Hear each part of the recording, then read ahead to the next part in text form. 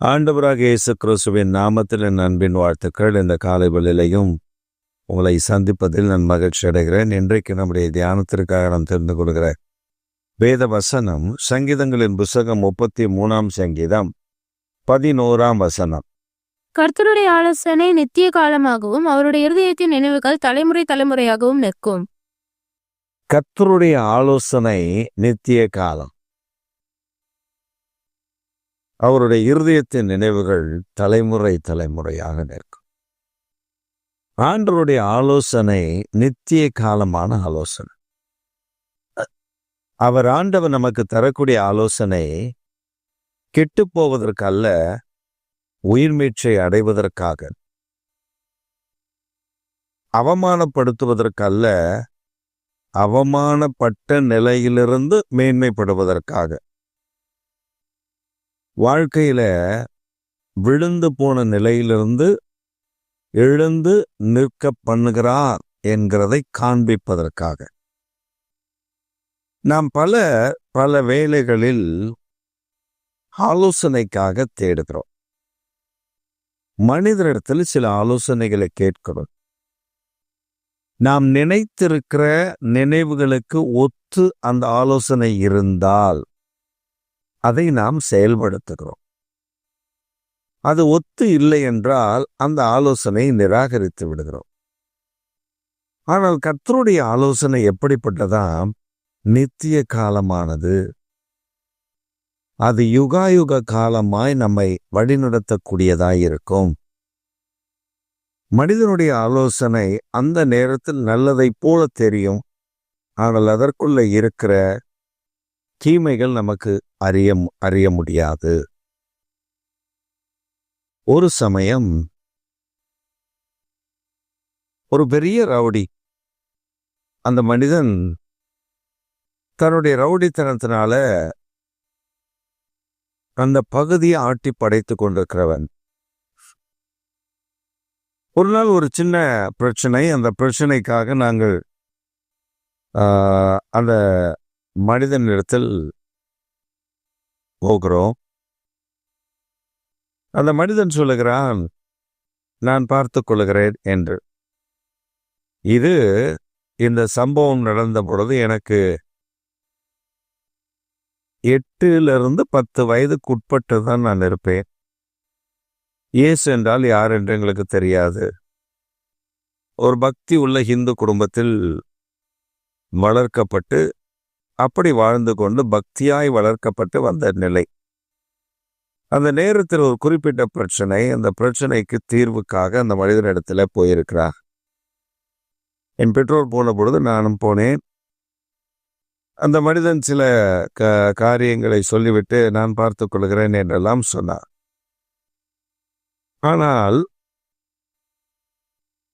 அந்த மனிதனிடத்தில் போனது தவறு என்று பின்பு எங்களுக்கு தெரிய வந்தது. ஏனென்றால் அவன் ஒரு நல்ல மனிதன் அல்ல, ஒரு ரவுடி.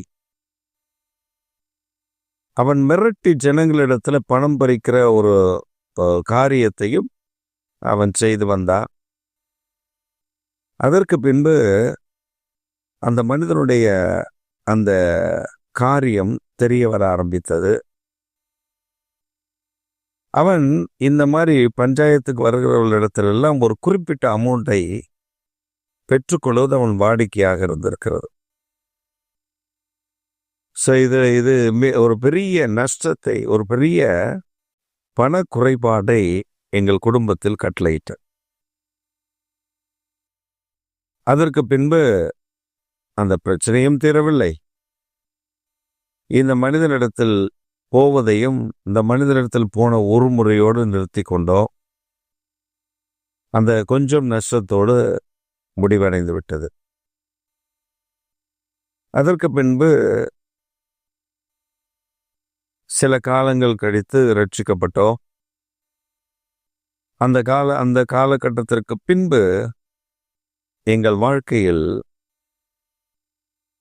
அப்பொழுது ஆரம்பித்த, என்னுடைய 8 இல்லைன்னா 10வது வயதில் ஆரம்பித்த அந்த பிரச்சனை ஒரு 10 வருடங்கள் கழித்து நாங்கள் ரட்சிக்கப்பட்ட பின்பு தேவனுடைய ஆலோசனையின்படி அது தீர்க்கப்பட்டது.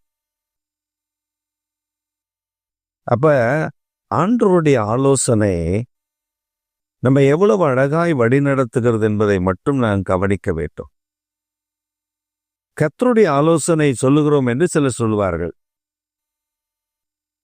நான் சொல்லுகிறேன், உங்களுடைய கரத்துல ஒரு பெரிய சட்ட புத்தகத்தை கர்த்தர் கொடுத்திருக்கிறார். இந்த வேத புத்தகம் தான் நமக்கு சட்ட புத்தகம்.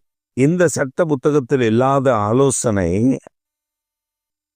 இல்லாத காரியம் வேறு எவரும் நமக்கு சொல்லிக் கொடுத்து விட முடியாது. அந்த சட்ட புத்தகத்தில் பல ஆலோசனைகளை கர்த்தர் எழுதி வைத்திருக்கிறார். அந்த சட்ட புத்தகத்தை வாசிக்கும் பொழுது, வேத புத்தகத்தை வாசிக்கும் பொழுது ஆவியானவர் அவருடைய ஆலோசனை நமக்கு தருவார். அதற்குத்தான் ஆராதனைக்கு செல்ல வேண்டும் என்று சொல்லுகிறது. ஆராதனைக்கு எப்பொழுது செல்ல வேண்டும்? சிலர் ஆராதனை வேளையில் செல்வார்கள், சிலர் பிரசங்க வேளையில் செல்லுவார்கள், சிலர் ஆமேன் என்று சொல்லும் வேளையில் செல்லுவார்கள். இதெல்லாம் ஊழியத்தில் நாம் தாராளமாக பார்த்துவிட முடியும். ஒரு சமயம்லாம் நான் முடிக்க போகிறேன், கடைசி பாயிண்ட் சொல்லி நான் முடித்து ஜெபிக்க போகிறேன். அப்பொழுதுதான் ஒரு குடும்பம் வருகிறது. கிட்டத்தட்ட 40 கிலோமீட்டருக்கு அந்த பக்கத்திலிருந்து வருகிறார்கள். அவர்களுக்காக ஒரு 10 நிமிடம் அவர்களுக்காக அந்த செய்தி சுருக்கத்தை சொல்லி ஜெபிக்க வேண்டியதாயிற்று. பின்பு ஒரு நாள் பார்த்தீர்கள் என்றால், ஆராதனைக்கு வருகிறார்கள். எப்பொழுது வருகிறார்கள் என்றால், ஆராதனை முடிந்து எல்லாரும் சென்ற பின்பு ஆலயத்தை பூட்டி நாங்கள் வெளியே புறப்படும் பொழுது ஒரு பிள்ளை தன்னுடைய கை குழந்தையோடு வருகிறார். கேட்டா கொஞ்சம் லேட் ஆயிடுச்சு. யோசித்து பாருங்க, வாழ்க்கையில பல பிரச்சனைகள் இருக்கிறது நமக்கு. ஒன்று, வேதத்தை வாசிக்கும் பொழுது நம்மோடு கூட கர்த்தர் பேசுவார். இந்த ஆராதனை வேளையில் ஆண்டவருடைய ஆவியானவர் சில ஆலோசனைகளை, சில குறைபாடுகளை, சில ஐயங்களை மாற்றி விடுவார். நமக்கு டவுட்ஸ் இருக்கும், அதெல்லாம் அந்த ஐயங்கள் எல்லாம் மாற்றி விடுவார். இதுக்குத்தான் ஆலோசனை வேண்டும். நித்திய காலமான ஆலோசனை அவரிடத்திலிருந்து வருது. டெம்பரவரி சொல்யூஷன் கிடையாது. கர்த்தர் நமக்கு தருகிறதெல்லாம் டெம்பரவரி கிடையாது. நித்தியமாய் அவர் கொடுக்கிற ஆலோசனைகள் எல்லாம் அநேகருடைய வாழ்க்கைக்கு அது பிரயோஜனம் உள்ளதாய் காணப்படும். பிரியமான தேவனுடைய ஜனமே, கர்த்தருடைய பிள்ளைகளே, அவர் தரக்கூடிய ஆலோசனை, அவர் கொடுக்கக்கூடிய ஆலோசனை, அது எவ்வளவு பெரியது தெரியுமா? சிலர் இன்றைக்கும் வைத்திருக்கிறார்கள், சிலர் இன்றைக்கும் சில காரியங்களை வைத்திருக்கிறார்கள். உனக்கு ஆலோசனை வேண்டுமா? இந்த கவுண்டரில் இவ்வளவு பணத்தை கட்டிட்டு இந்த இடத்துக்கு இந்த கவுண்டரில் வந்தீங்கன்னா ஆலோசனைக்காக ஒருவர் இருப்பார், அவர் உங்களுக்கு ஆலோசனை சொல்லுவார். வேதம் சொல்லுகிறது, இலவசமாய் பெற்றீர்கள், இலவசமாய் கொடுங்கள்.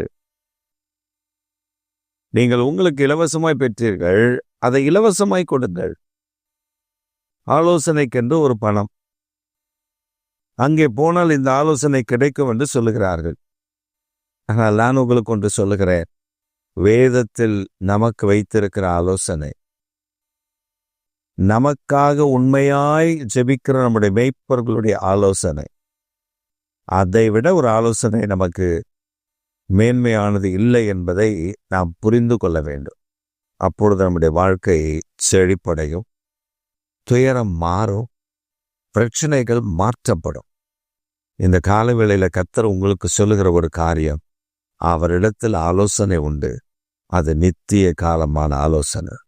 நீங்கள் ஏதோ ஒரு காரியத்தை கொண்டு குழம்பி கொண்டிருக்கிறீங்களா அல்லவா? அந்த காரியத்துக்கு தீர்வு உங்கள் கரத்தில் இருக்கிற வேதத்தில் இருக்கிறது. இந்த காலவேளையில் அந்த வேதத்தை நீங்கள் வாசித்தால் ஒரு விடுதலை உங்களுக்கு நிச்சயம் கிடைக்கும்.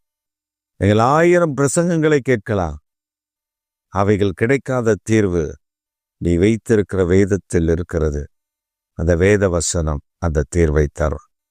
அந்த மகிழ்ச்சியோடு கூட வேதத்தை வாசித்து கர்த்தரை துதித்து இந்த நாளை ஆரம்பியுங்கள். அது மனமகிழ்ச்சியின் நாளாய் உங்களுக்கு கர்த்தர் தந்து உங்களை ஆசீர்வதித்து காப்பார். ஆமென்.